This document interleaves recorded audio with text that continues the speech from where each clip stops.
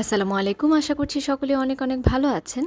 আজ ৯ই শ্রাবণ ১৪৩২ বঙ্গাব্দ এবং আজকের তাপমাত্রা ৩৩ ডিগ্রি সেলসিয়াস। এসেনশিয়াল সেন্টেন্স স্ট্রাকচারের ধারাবাহিক আলোচনায় সকলকে স্বাগত জানাচ্ছি। আজ আমরা পুট এবং কিপ এই দুটো শব্দের ব্যবহার সম্বন্ধে জানার চেষ্টা করব।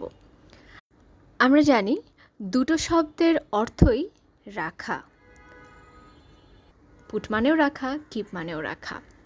তবে পার্থক্য রয়েছে তা কত সময়ের জন্য রাখা এই ক্ষেত্রে। অর্থাৎ পুট মানে আমরা বুঝিয়ে থাকি কোনো কিছু অস্থায়ীভাবে রাখা বা বসানো, মানে স্থায়ীভাবে রাখা বা ধরে রাখা অর্থে আমরা ব্যবহার করে থাকি কিপ শব্দটি। উদাহরণ দিয়ে দেখানো যেতে পারে, put the pen in your bag, কলমটা ব্যাগে রাখো। এখানে আমরা অস্থায়ীভাবে রাখার কথা নির্দেশ করছি।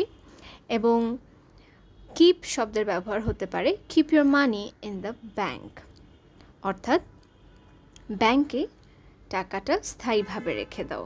যদি এক্ষেত্রে আমরা put your money in the bank বলে থাকি, সেক্ষেত্রে এটি হবে একটি ভুল প্রয়োগ। অসংখ্য ধন্যবাদ।